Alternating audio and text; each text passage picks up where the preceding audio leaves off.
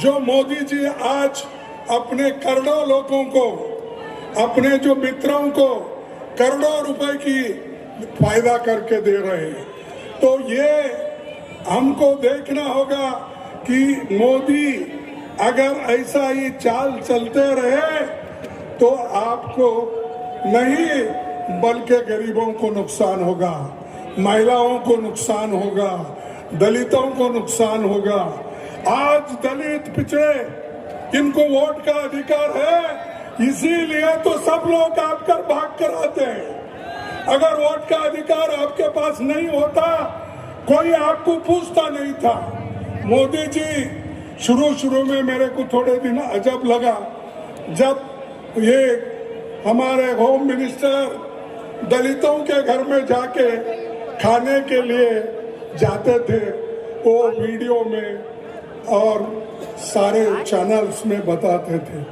अरे भाई, दलितों के घर के जाके खाने से कोई देश का उद्धार हो रहा है? देश का उद्धार उस वक्त होगा जब आप गरीबों का पेट भरने का काम करेंगे, आजादी रहेगी, संविधान बचाएंगे, लोकतंत्र को बचाएंगे, उसी वक्त हम लोग शांति के साथ रहेंगे। ये दिखावा नहीं चलने वाला है, मोदी जी के ये नखरे चलने वाले नहीं है। यहाँ पर मणिपुर में लोग मर रहे हैं और ये सारी दुनिया में फिर रहे हैं, और एक नहीं सैकड़ों देशों को उन्होंने चले गए। कभी ट्रंप को गले लगाते हैं, कभी अपने चाइना के प्रेसिडेंट को झूले में बिठाते हैं, कभी और को अगर जो गले नहीं मिलता है तो ये जबरदस्ती जाके गले मिलते हैं। ये मोदी जी की हमेशा ये हर जगह उन्होंने प्रैक्टिस किया। अगर कोई उनको गले भी नहीं मिलता, ये आगे 2 कदम बढ़ के उनको गले मिलते हैं। तो भाइयों, अगर देश का ये डबल इंजन का सरकार यहाँ जो है, जैसा तेजस्वी ने कहा, ये डबल इंजन की सरकार 6 महीने के बाद नहीं रहेगी, और ये सरकार, जो नई सरकार आएगी, वो गरीबों की सरकार होगी, गरीब महिलाओं की सरकार होगी, दलितों की सरकार होगी, पिछड़ों की सरकार होगी। इसीलिए आपको मेहनत करना पड़ता है। मुझे ताज्जुब लगा कि इतनी बड़ी संख्या में लोग आ रहे हैं।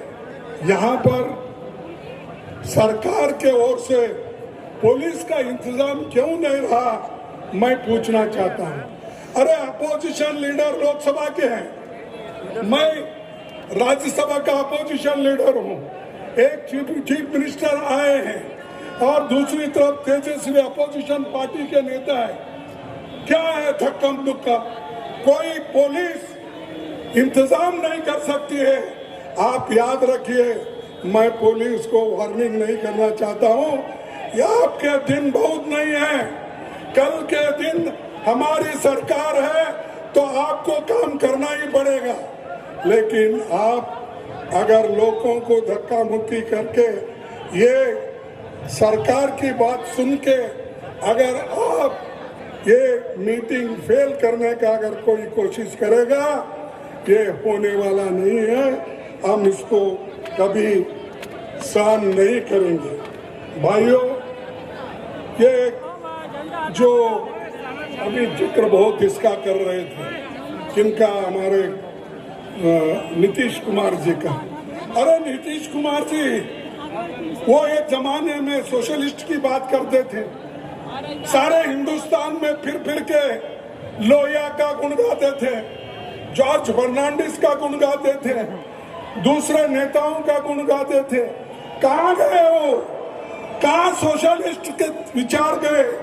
अरे, अब तो जाकर आपने बीजेपी के झोली में गिरे हैं, आरएसएस के झोली में गिरे हैं, और ये आरएसएस आपको वही फेंकेगी जहां कचरे को फेंकते हैं। तो भाइयों, मैं ज्यादा वक्त आपका नहीं लेना चाहता हूं। मेरा पूरा स्पीच मैं सर्कुलेट करूंगा और आखिरी मैं यही बात कहूंगा कि जो नेहरू जी, डॉक्टर अंबेडकर, महात्मा गांधी जी ने जो काम किया है उसको बचाओ।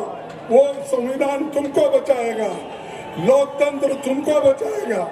इसीलिए मैं सभी SC, ST, OBC महिलाओं, इनके बुनियादी हकों के लिए हम लड़ रहे हैं और लड़ते रहेंगे, इसमें कामयाब होंगे। आज राहुल गांधी जी जो एक मंशा करके वो हर यात्रा कर रहे हैं, आज तक उनकी ये चौथी यात्रा है, आगे भी वो करते रहेंगे।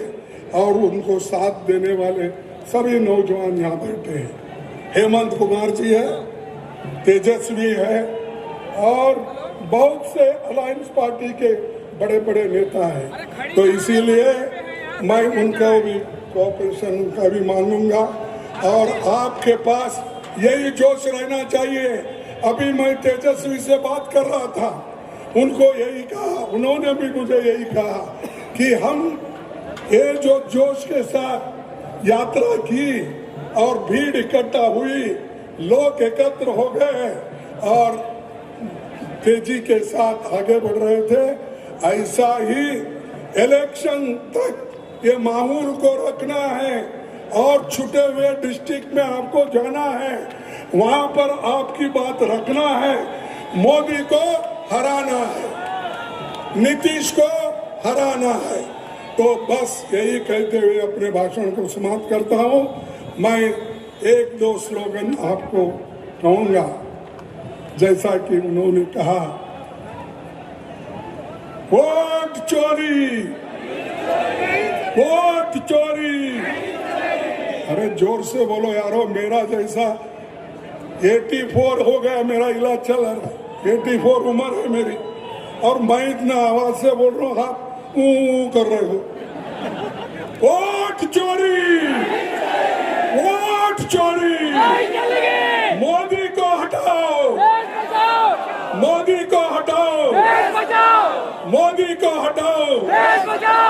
मैं आखिरी एक ही स्लोगन बोलूंगा, आप जोर से बोलो, जय हिंद, जय हिंद।